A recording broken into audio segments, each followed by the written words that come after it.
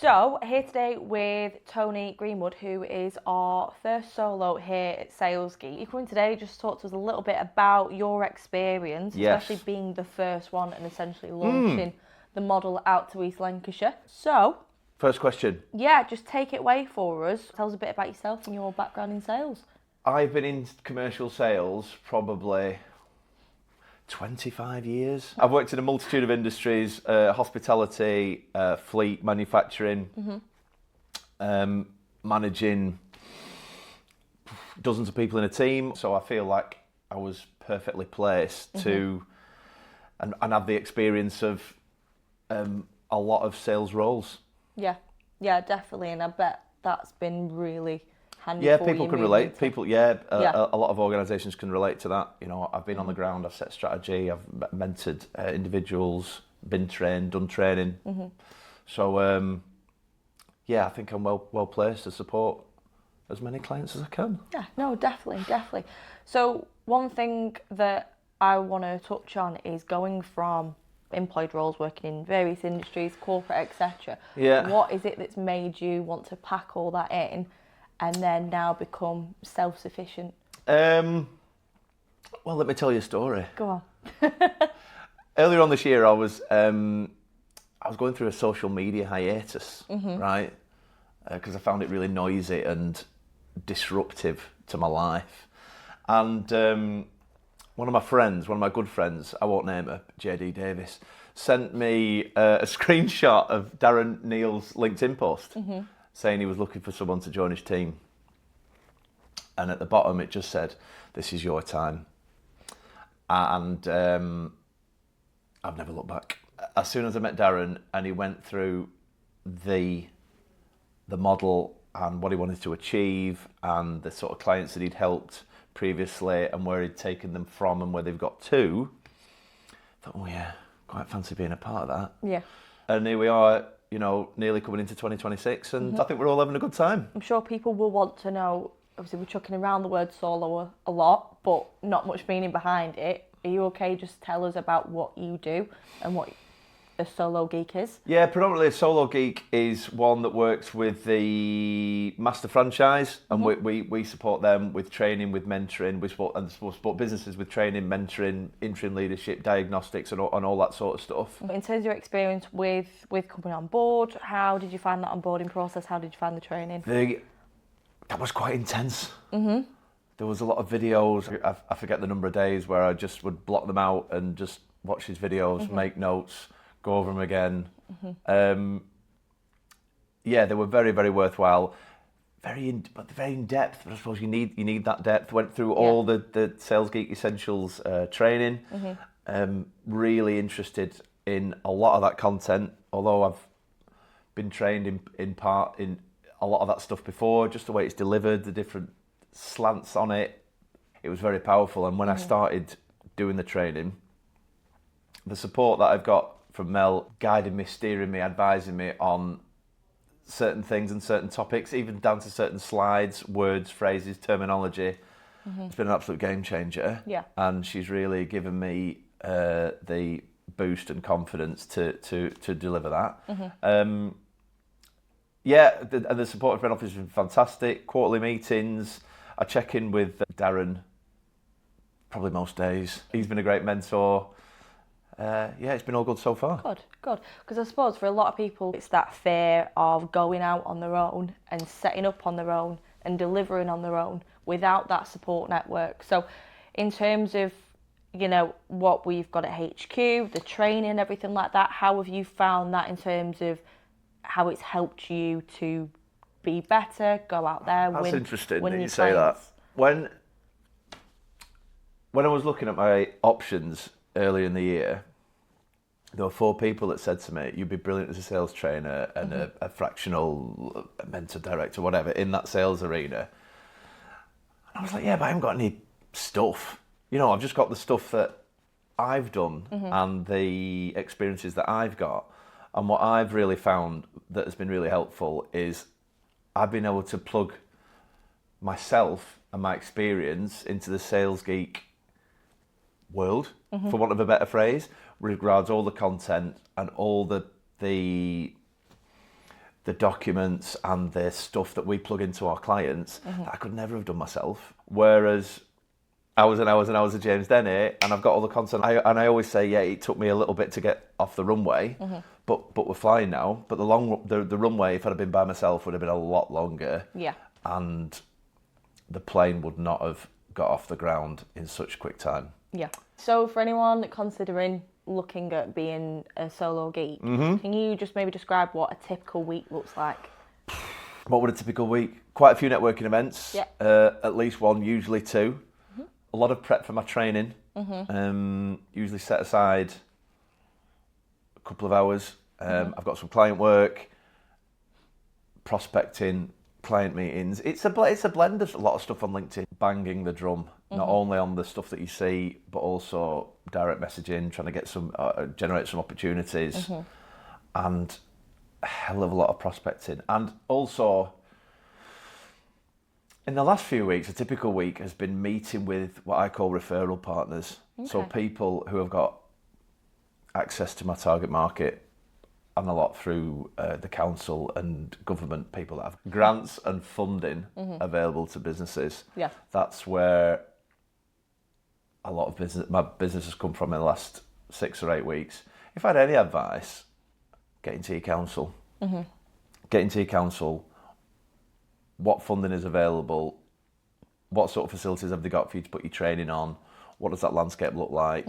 Make really good friends with the business support officer, because that has done me a hell of a lot of good. And one thing I just want to touch on there is what you'd mentioned in your typical week with the training, and I think that ties nicely into what a lot of people are looking for is, especially at the minute, again, a way to work around their lifestyle. Okay. And do things that actually matter to them instead of getting caught in the 60, 70, 80-hour weeks without... That's long gone for me. Can you just talk about how the solo model, helps you to be able to do that, to fulfill your passions, do your training, etc.? It's been quite a transition though. Yeah. Because I haven't got a boss anymore. So you've got to be disciplined, dedicated, motivated. But it's quite nice to have that flexibility, right? Yeah. Not that I stay in bed till like 10, 11 o'clock every day or anything like that, but it's quite nice to run my own business. Just talk to us a little bit around, what sort of clients and projects you've been working on so far. I suppose the blend of my role dictates that sales is pretty sector agnostic, right? So I'm working in construction, I'm working in logistics, I'm working in recruitment, I'm working in HR. So it is pretty blended. One courier business, we're trying to increase the turnover by 25% just by trying to implement some more rigidity in structure and process. But that's just one organisation. The biggest reward that I've had is through some sales training with Chorley Council, which is where I live. And we've got 14 different people from 14 different businesses in there. Wow. And we're up to session 5 so far. And I always say to the guys, any questions you've got, anything doesn't make sense, anything, whatever, text me, email me, WhatsApp me, whatever, doesn't matter. And there's some people that implement the stuff that afternoon and have got instantaneous results. Wow. And it's one of the most rewarding things that I've had this year. It's amazing. And they're working in a whole host of sectors: engineering, manufacturing, recruitment. There's someone in the event space. So it's really it's testament actually to the stuff.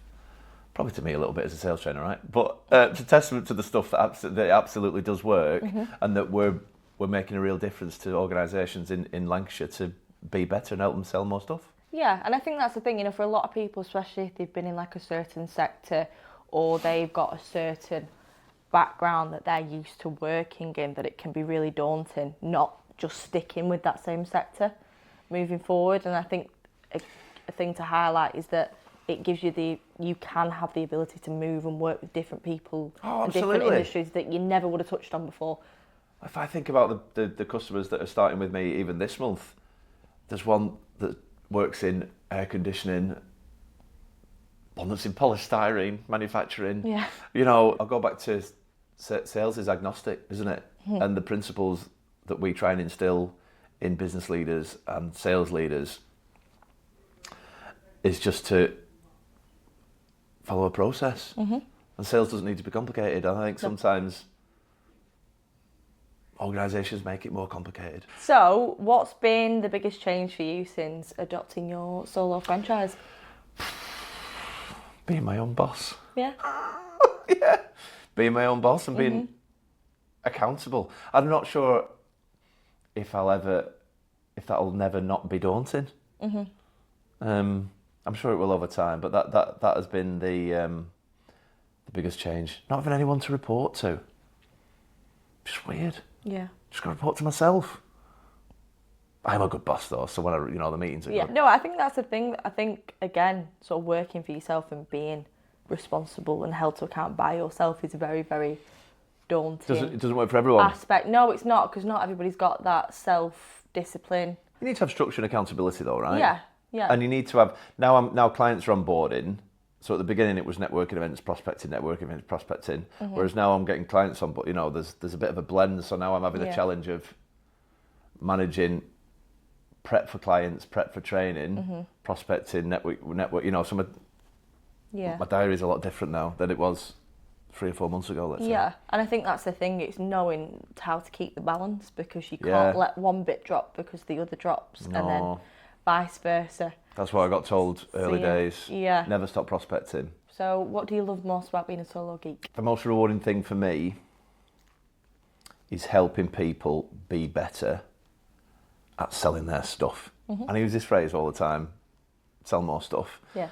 But even the smallest changes that I say I've made, Sales Geek's made into this client or with this individual has made them get another deal or win another piece of business or keep an account and when you get those emails or those WhatsApps, that warms your heart, doesn't it? Yeah, no, it does. It's nice.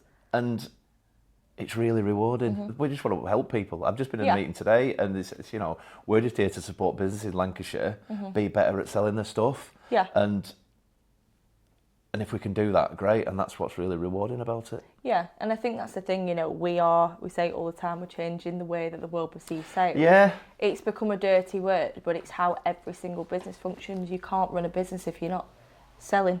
Whatever form it's in, whether it's a physical product or not, every business needs money to operate, and at the moment I think they're struggling more than ever.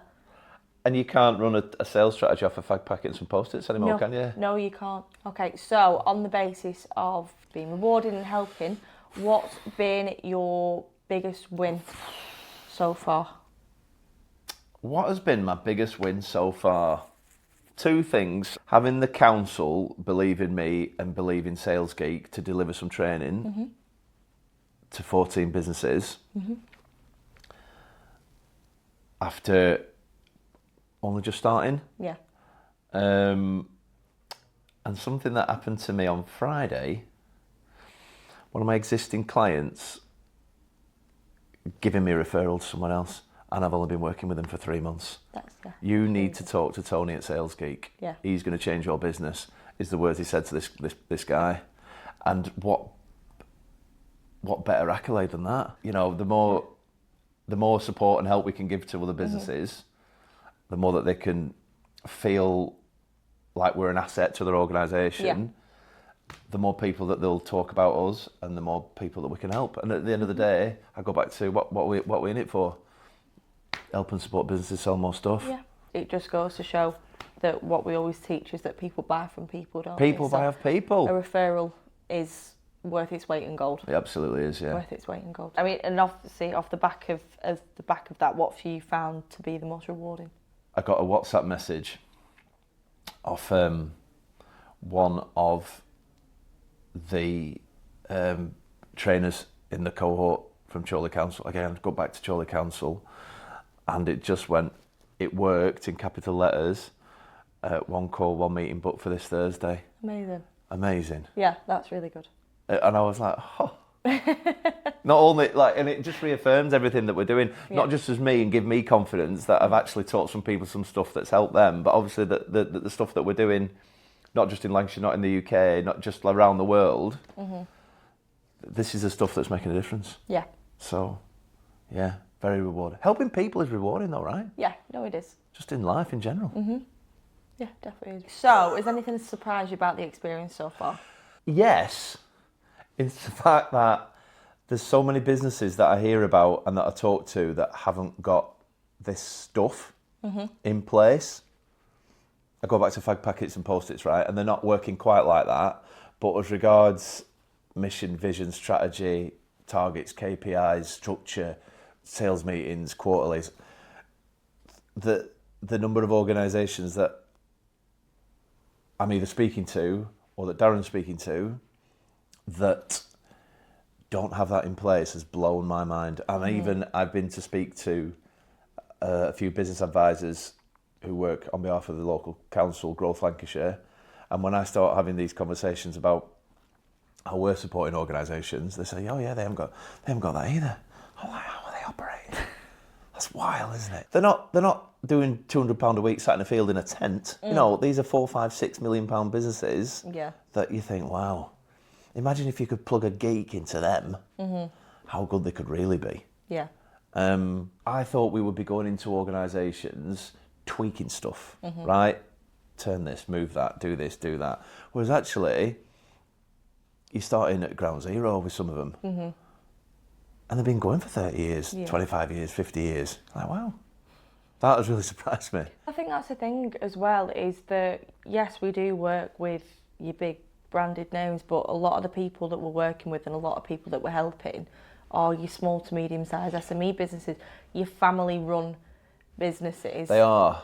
That have got to a point of growth where, yes, the money's coming in and they want to expand, but they don't know how to expand without spending the money and spending it properly. Where do they spend it? Yeah, exactly. Or, you know, they know that the whole sales team needs a revamp, but they don't even know where to start. And also, well, certainly in the last few months, when you talk to organisations about when they try and pigeonhole themselves as to what sales training they need, right? Just closing. Hang on a minute. Do you though? Let's just walk back a few stages in the set. What sort of relationships are you building? How good are you at qualifying? Are you talking to the right people that can buy your stuff? So, you know, there's a whole, it's not just closing deals over here. It's this bit here that sometimes people just don't think about. They think that they can't close business, whereas they were never going to close it in the first place because they're the wrong sort of people in the pipeline. Yeah. So there's a bit of an education piece to look at as well. Yeah, 100%. So 7 months in now, what advice would you give to someone who's considering a solo franchise? Make sure you've got a passion for helping people. Make sure that your relationship is strong with your scale up, with your master franchise. Because, I don't know whether I should say this, but I will. But the guy that I met in Lancashire pretty much made my decision for me when I first met him. And since then, he's been supportive, collaborative, a great mentor. So I think, and our relationship, I think, is pretty good.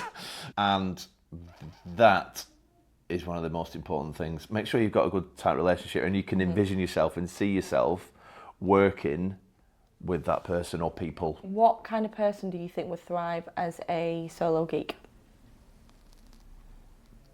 Gotta have a bit of charisma. Get up and go, fire in your belly. I didn't think it would be easy.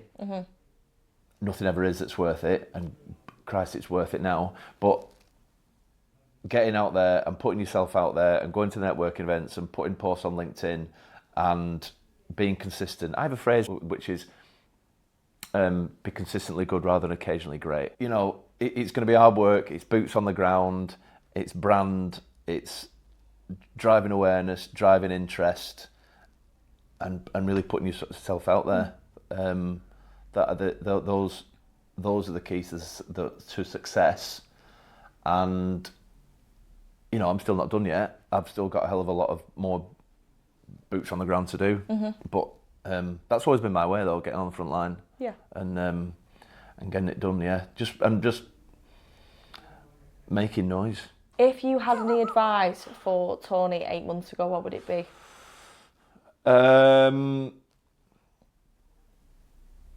Believe in yourself. Mm-hmm. He's a different guy, Tony, that you see now, to the guy you saw 8 months ago in a lot of ways. But believe in yourself and don't look back. We only look back to see where we've come from, don't we? Mm-hmm. Right, so thank you for joining us today. Really, really appreciate you coming in and talking to us about your experience. Have you enjoyed yourself? I have. I've thoroughly enjoyed myself. Good. Always do. So, obviously, anybody out there watching, if you're considering joining us as a solo franchise, happy for you to get in touch. And if anybody wants more Tony, everyone needs some Tony time, though. That's what I'm told. Reach out to Tony. That's what they say. Their words, not mine. Yeah, exactly. Perfect, thank you.